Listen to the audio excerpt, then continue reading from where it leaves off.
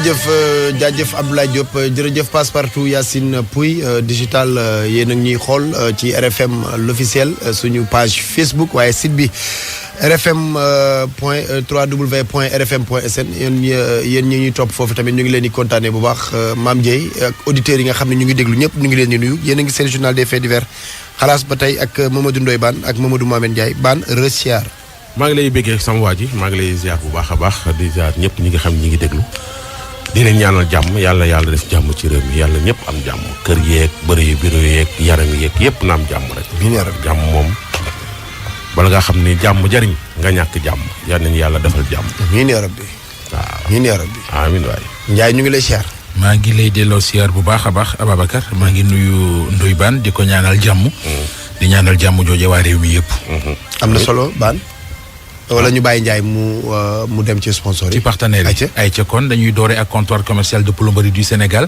gars ñaa ngi wootee fu nekk di laaj fan la CCPS nekk wala fan lañ leen mën a woowee dama leen di njëkk a jox numéro bi laata kon ma leen di fàttali CCPS ak yi mu indil waa réew mi ñu nga rue Valmy angle Ngalandou Diouf boo demee rue Florus angle Grasland am na fa magasin CCPS bu mag rue Tolbiac angle Faidherbe ngan di magasin CCPS ma nga fa lépp lu ngeen soxla ci matériel sanitaire wàllu tuyauterie wala plomberie wala ñi nga xam ne dañoo nekk ci agriculture yor ay tool di yëngu yittewoo matériel d'irrigation yu mucc ayib bu ngeen demee ca comptoir commercial de plomberie du Sénégal lu ngeen fa bëgg ci matériel yore rek di ngeen ko am CCPS 33 821 14 80 ngeen leen di jotee wala 77 517 98 29 wala 77 401 55 69 mu di plomberie di sanitaire di tuyauterie di matériel irrigation CCPS moo la koy jaay ba noppi gunge la ca garantie la ko am na garantie yoo xam ne sax yegg na ba ci 24 mois di 2 ans loolu la CCPS def beneen partenaire bu ñuy àndal ci xalaas mooy plateforme transfert d'argent bii nga xamante ne ji moo di Wave li ñuy wax mooy sa xaalis yaay borom loolu na ku ne bëgg na koo dégg moom sa xaalis di ko defee nu mu la neexee te doo ci am dara lu la metti Wave nga ko mën a amee say frais d'envoi boo yónnee xaalis la ngay yónnee 1% ngay fay ci Wave 5000 bu nekk 50 francs ngay fay 10 000 bu nekk 100 francs ngay fay 100 000 yu nekk 1000 francs ngay fay Wave am na yenn yónnee yoo xam ne sax gratuitement leen koy defal comme boo nekkee France Italie Espagne États-Unis bëgg a yónnee xaalis fii ci Sénégal doo ca fay dara ak Wave mën nga kon am yeneen service yu ci mel ne fay sa compteur fay kon sa facture Sen'Eau wala jënd courant Woyofal sa facture Senelec ak yeneen yoo xamante ne ji mi ngi ci Wave 200 600 moom ngeen leen di jotee 200 600 moom ngeen leen di jotee 7 jours sur 7 de 8h à 22h beneen partenaire bu ñu fekk ci xalaas moo di Promobile Promobile buñ ko waxee ñëpp ne puce mbégte suñu moomeel la Promobile ay doomi réew mi ñoo nekk fii defal ko waa réew mi jël ci waa réew mi ñu ciy liggéey ngir njariñu réew mi puce bi 1000 francs lay jaar te li neex ci 1000 francs yi mooy boo jëndee 1000 francs boo jëlee 1000 francs jënd ci puce sa téléphone déjà am na 5000 francs crédit wala daray xew am nga également 750 MO di connecté wu fu la neex Promobile yamul foofu ndax da leen di taxawu saa su nekk numéro yi nga xamante ne ji ci ngeen leen mën a jotee ngir ay leeral bu dee service client 1675 la bu dee ngir am ay leeral ci suñuy offre da ngay def dièse 175 bu fekkente ne da nga bëgg a suivre sa consommation xam fu mu toll nga def dièse 11 75 dièse nga bëgg xam sa crédit fan la toll dièse 123 dièse ngir nag yow bu fekkente ne sa numéro nit dala koo laaj nga fàtte numéro bi miinoo ko nga bëgg a xam numéro bi lan la da ngay def dièse 375 dièse 375 boo bëggee seddu crédit wala bokk bonus appel dièse 675 dièse 675 léegi suba naa leen indil yi nga xamante ne ji moom la offre yi Promobile Tech mu lu ci mel ne Pro Mini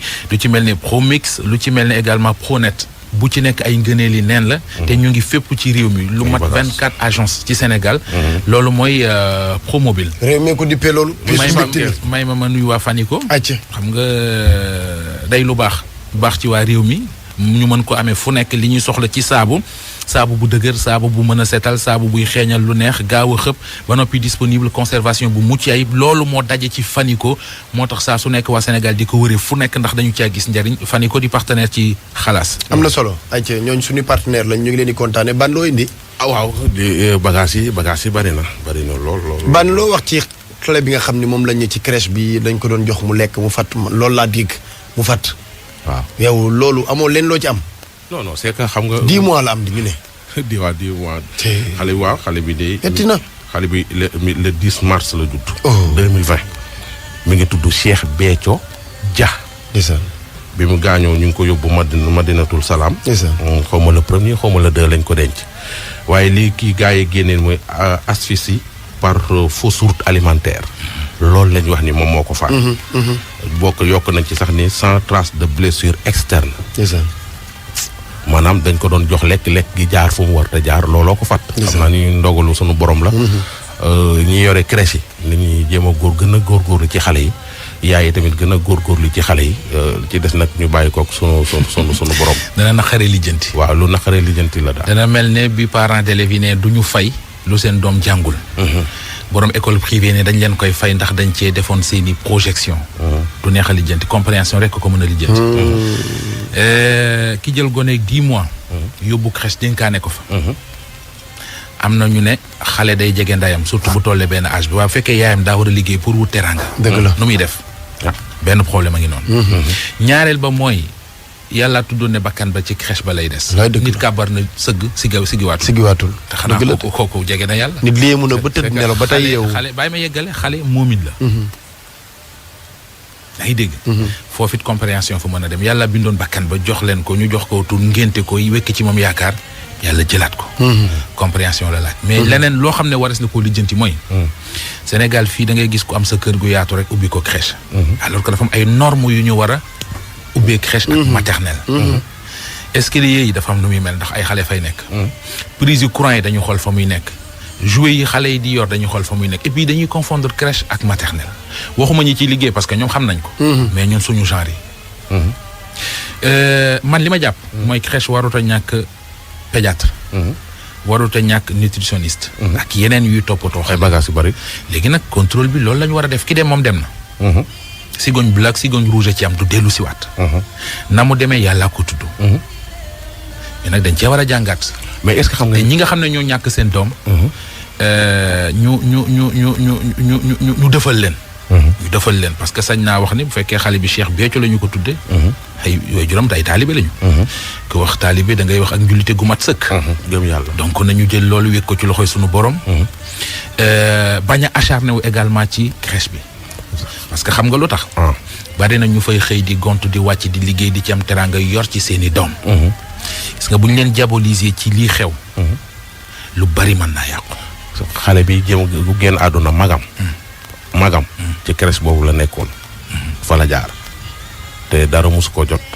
nañ jàpp ni lii ndogalu yàlla la metti na trop beneen bi mooy xale bi ca boppam xale bi génn àdduna du tout le temps la fa doon nekk dafa am ay jours yu mu foroon a nekk. for naa ci yooyu béykat ni jour boobu noonu bokkul woon ci jours yi nga xam ne ci la fa waroon a nekk xam naa ni. moo tax ñi may gis ñu ne congé maternité dañ ko bëgg a yóbbu ba mu def 1 an. dañ cee war a taxaw. waaw parce que dina régler yenn situation yi xam nga gone gu dëgërul nga koy dénkaane. amoo solution tu es obligé nga dénkaane ko.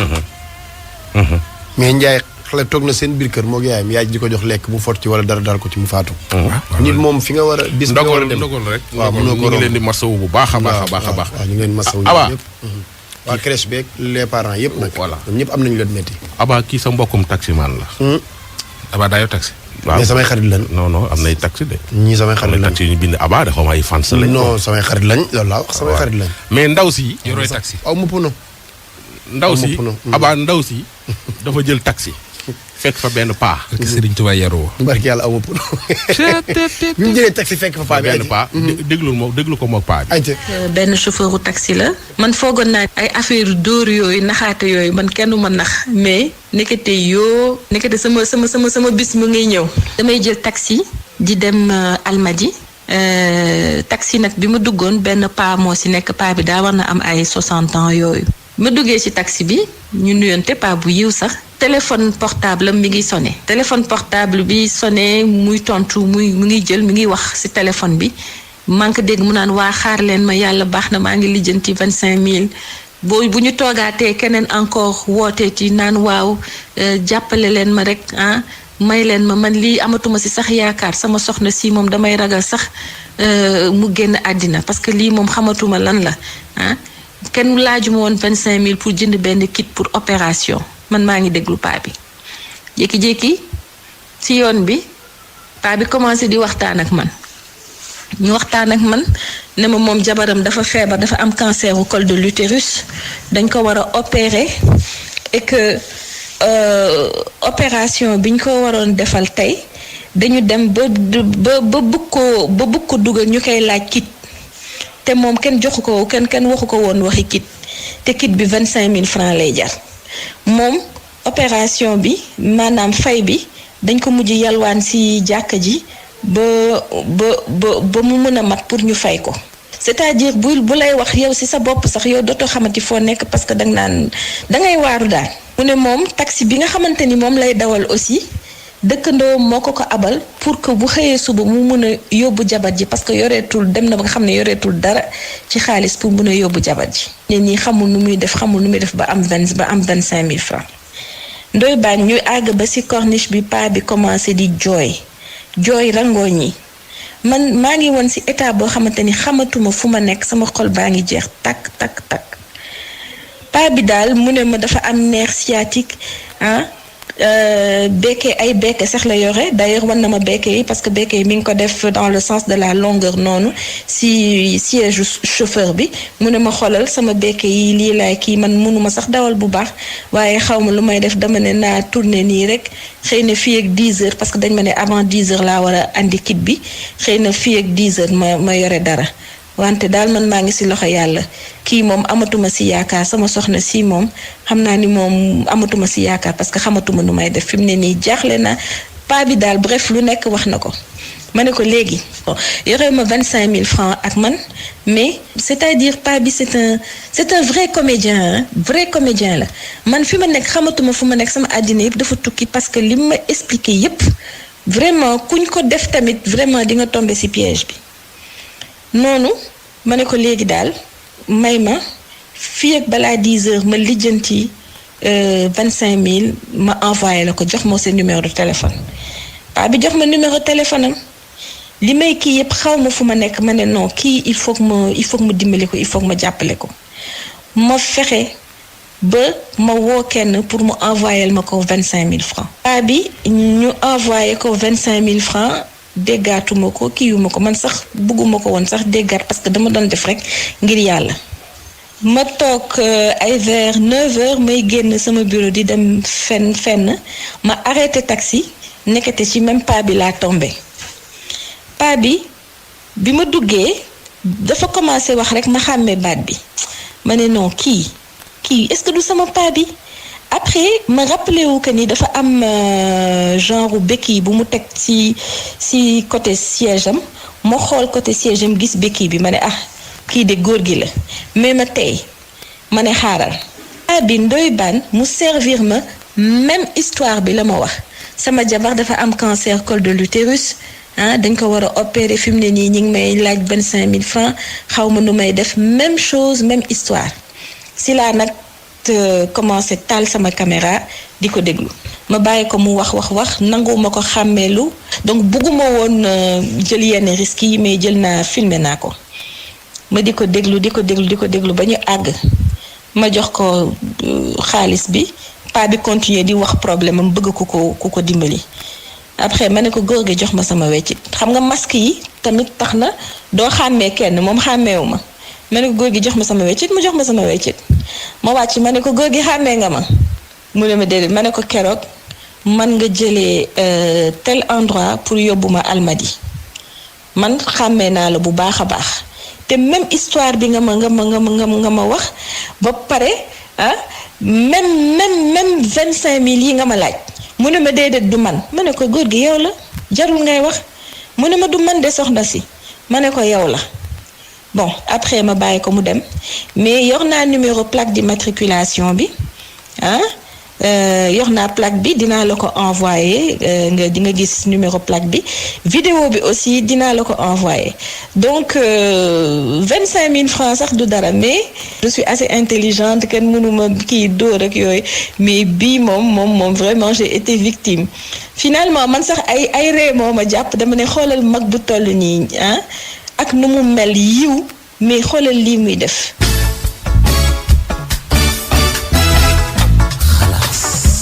Aba.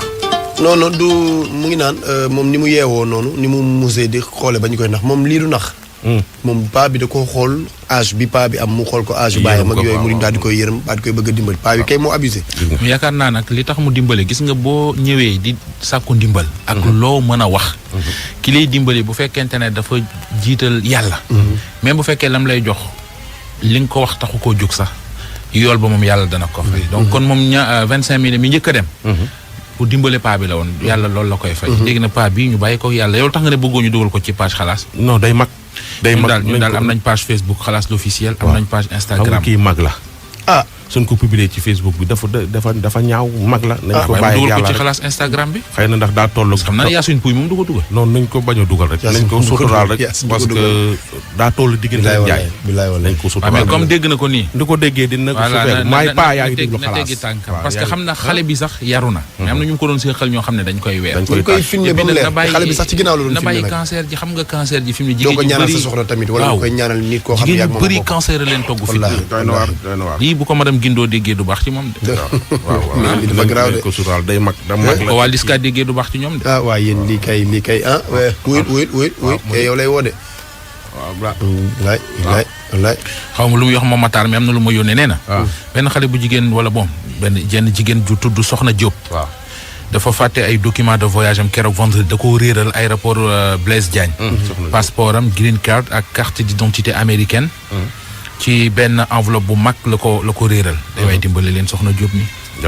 war na ko yittewoo de. di avenir bi dajale ci enveloppe. Ndiaye journaliste yi def sport ak journaliste yi ko deful. ak waa réew mi Sénégal ak état wu Sénégal. ni ñu jàppale kii di Augustin Senghor. man damay seetaan télé Côte d'Ivoire démb. candidat wu Côte d'Ivoire ba waa Côte d'Ivoire a ngi koy jàppale. journaliste yaa ngi koy jàppale ñëpp a ngi koy jàppale. lii comme Coupe d'Afrique la ak Augustin Senghor représente le Sénégal te dañoo bëgg mu jël président CAF bi na ko ñëpp jàppale état bi génne xaalis jox ko avion mu dem campagne yi waa réew mi jàpp ci journaliste yi xëy di wax ci moom ndax mu gañe ko. pour yow looloo koy tax di gañ. xam nañ ko defaraat su ko yàlla nañ ko jàppale. waaw d'accord naa ci. waaw mais loolu tamit bokk na ci tax mu gañe. xam nga président fédération yi ñooy voté ban. waaw mais tamit dañuy campagne yi. télé bee ma gis Côte d'Ivoire ña nga cay jàppale seen waa ji kon boog ñun Sénégal ñëpp képp fu looy mën ak foo ko mënee xaalis ak lépp na nga ko jox Augustin Senghor mu dem campagne yi pour gagner président CAF bi ndax loolu ndamu réew mi la. waaw mooy moom na toog mu wax loolu. même dégg ko na toog ne nit ñi wax na candidat. est-ce que nit ñi ak tamit ñun bu ñu ko dimbalee suñu ndimbal moom lu mën ci moom. na toog wax ñu ban boor la soxla ñu dimbalee ko ak naka lañ ko mën a dimbalee. ñu xam ko xam nga tey ji suñu nee xaw ma abaa am na yu ñu doon voté. waaw yooyu noonu tey xam nga nit ñi ñooy voté mais moom ñun mënuñu ko defal ay vote ban dimbal la soxla ci ñun dama ni na sentir ni Sénégal mi ngi ci ginnaaw. loolu kay moom moo ñu ko mën a wax moom bu génnee wax. mais wax na ko wax na ni candidat la. am na benn comité national bu ñu créé. waaw Serigne Mbacké Ndiaye bu may wax loolu. Serigne Mbacké Ndiaye ak moom day lu mu ñàkk xam naa ne du yaram moo ko koy xañ dug mando moo ko koy xañ ñaar yi moom ñëpp seedeel nañ ko Augustin Senghor. man day xaw ma am na fulla it. yaru na. maandu na mën na li muy def. waaw et puis am na avance bu bare pare ci yeneen candidat yi nga xam ni ñoom la am Afrique moom la gën a jox bopp donc il suffit ñu teg ko ci kanam rek yàlla mën na ko may ndam mais na gën wax ak ñun rek. Ndiaye wax loolu la nag yóbbante galgal fan waaw comme muy bëre ji daal nañu wax ñu fi ngeen am toll. waaw ci fan lañ ko mën a dimbale. kay Ndiaye déglu sa xarit bi. ñëpp maa ngi leen di ziar mais lu tar la ñuy dund fii de barke maam Seera Fall fii nante bu fi nekkoon boo bàyyee fi mu toll nii buum yi dañ lay tooñ comme kecax fuñ la fekk babat teel a tooñ la te loolu du yoon sëñ bi nañ waxante dëgg. ñun gang lañ yoroon way boo xool plus de 8 personnes mais ñëpp ba tey ñu ngi resté ñi ñu ngi bërëng 5 ans ñi ñu ngi dese ay 3 ans mais nag ñun suñ fàllu moo ñuy dimbale à chaque fois que ba heure bu ñu demee tamit que yàlla dinañu suturaal dañ koy taxaw de mais longue peine bi du sori si dañ daan monter sol kagul tenue sombre ah oui mais pas arme nag dañ daan yor nag ay arme blanche vol en main armé rek mais que tamit que ñu dem ba suñu borom génne ci loolu lépp et que parce que tooñ naa doomu jàmbur am naa benn doom xam nga loolu tamit que mu doon lu may regretter suma àdduna mais tamit que lu yàlla tudd la loolu moo tax nag ma gën a yokk góorgóorlu teggi sama tànk ci lu bëri parce que bëgguma tamit ëllëg sa doom ñu naan ko sa papa moo fi defoon lii kenn ñaanu ko yàlla waaw fi mu toll nii nag ku ñu jàppale rek lañ bëgg defal ñu ay ñaan tamit ko xam nga ci ba li ñuy fekk guddi di ñu yëngal loolu noonu suñ fàllu jële ko fi barke borom baraag bi ñun loolu rek la ñuy ñaan waaye depuis 2004 dañ ko dugg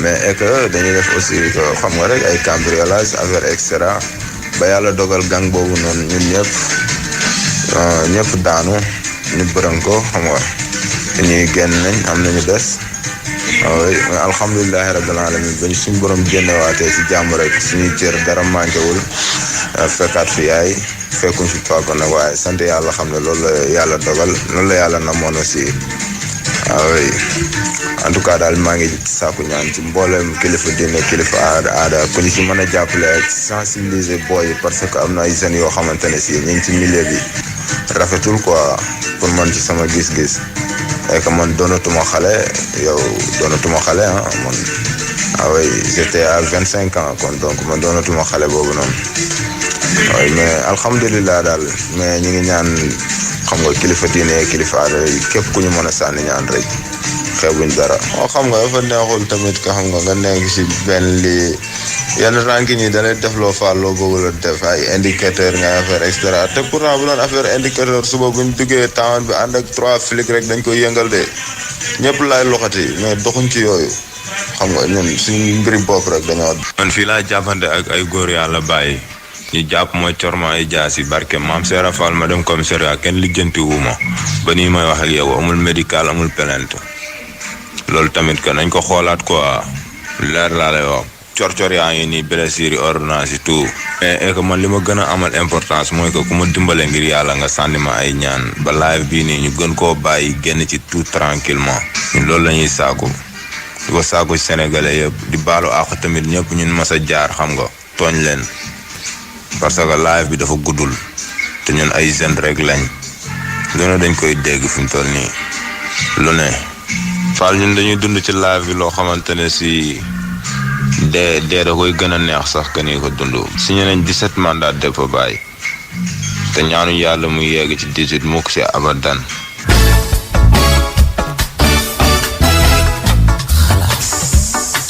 lan lay wax ne ñaanu yàlla mu yegg ci def na 17 mandat de dépôt te ñaanu yàlla mu egg ci 18 ancien bandit la braqueur la woon loolu la reconnaître na ko nee na dafa tuub te dafa bëgg nit ñi ñaanal ko jàppale ko fi mu ne nii su amee problème sax su demee police dañ naan ko yow def kan nga duñ ko toppatoo te loolu da ko métti ci fin bi xam naa ne suba nañ ko eggale ngay dégg mu naan nee na jamono ji su timis jotee su duggee këram dootul mën a génn ndax dafa am lu ñuul kukk lu koy topp ci biir néeg bi.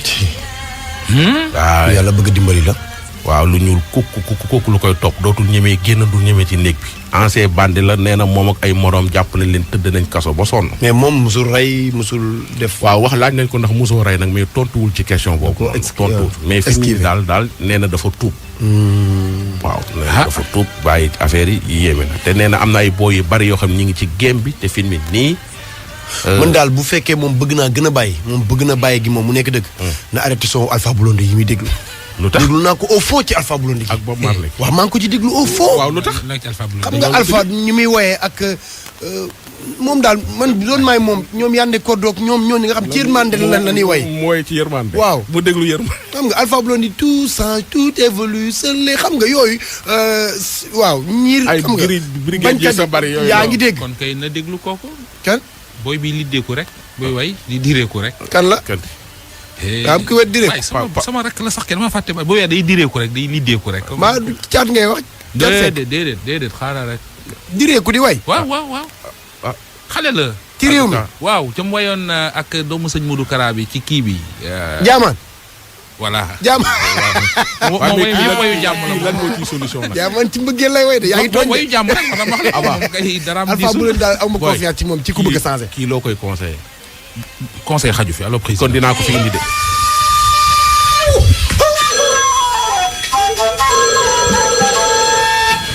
président de la République président ci kuréel Alexandre président de la République andi bala République mu résidence du président de la République bi nga xam ne mooy demeure historique sur le quartier Dakar Plateau capitale du Sénégal construit en 1902 sama bala ko na yàgg mu nekk la résidence officielle du gouverneur général de l'Afrique occidentale AOF Léopold Sédar Senghor Diatta 1964 Abdou Diouf 82 Abdoulaye 2012 Macky Sall depuis 2012 mu ñam fi ñëwaat fi ñu xaar ba ki war a bëgg jot président de la République ko kala na ko lew de salaamaaleykum.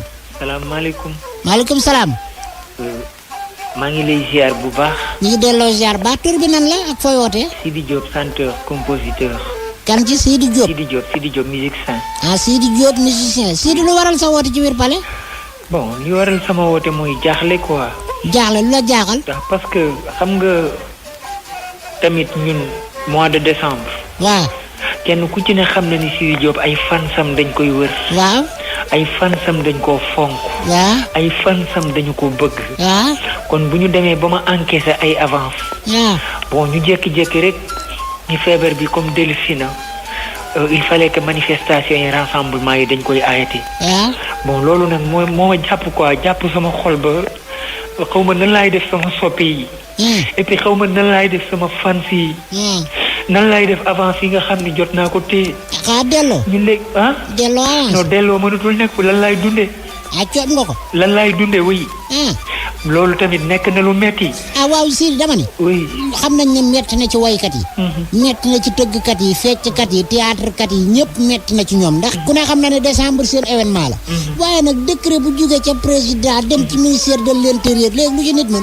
waaw mais président bu décret di jóg na ci tàggu artistes yi. parce que li suñu traite la. yow kay li nga war a wax mooy fexe président nu mu génnee ndàmpaay ndàmp leen. waaw mais man bu dul ndàmpaay bi. waaw ku xam Sidy Diop xam ni xale yi dañ ko bëgg. waaw dégg ku xam Sidy Diop xam ni Sidy. waaw. yaa ngi fi Waale ngi fi Pape Diouf a ngi fi Thiat Seck a ngi fi Ndiogo Mbaye a ngi fi keneen ak keneen ak keneen a ngi fi. dégg nga ma bu dee metti ci ñëpp lay metti ci waykat yëpp la metti. waaw mais borom lal kat yeeg fecckat yeeg théâtre kat yeeg ñëpp metti na. dama ni borom lal moo xam ni maatam. mais rassemblement bi la ñu tere. non rassemblement bi nag bala ñu ko woon tere dañu waroon xool ba pare parce que aussi xam nga ñun amuñu lu dul décembre. amuñu lu dul mois de janvier. waaw parce que ci la ñuy encaissé mooy suñu traite mën naa ni mooy suñu été. waaw donc kon suñu jékki-jékkee avance yi nga xam ni récupéré nga ko ba pare. non nga commencé cee lekk ay suppu kanja ay laax ay ceeb ay maafe ay damada commencé cee jox sa waa kër ñuy ndugg di coob waaw léegi soo xëyee ñun la avance yooyu da nga koy delloo vraiment loolu day metti trop. day tiis trop. Sidy non. Sidy avant ñu tëj nii am na loo doon joué. avant ñuy tëjaat nii kii bi. oui. boîte yi doon nga joué. waaw mais avant ñuy tëj xam nga bi ma fi mujj a joué mooy bi ma soirée bi ma defoon tamu yàqu. ko yàq. waaw booy kii moo ko yàq quoi. booy kan nee nañ ñi ànd ak yow ñoo fa pompe gaz. non déedéet. ci ñi ànd ak yow la. non. ñoom rek ñi may àndal. ñoom ñoo fa pompe gaz. ngir bëgg laa jaxaseeg sa grand frère. waaw mais mënuñu ko. waaw mënuñu ko parce que mën ak Waly ku ni Sidy Diop ni Waly. Sidy fexeel ba bu la kenn booleeg nit ñi dégg nga ma. billaahi ku ni fexeel ba Waly bu la kenn booleeg nit ñi dégg nga ma. non loolu moom dëgg la. waaw kay te nga xoolaat sa nit yi démb ya nga delluwaat ci ñoom ànd ak ñoom dégg nga ma. effectivement ayca léegi votre correspondant peut-être je peux le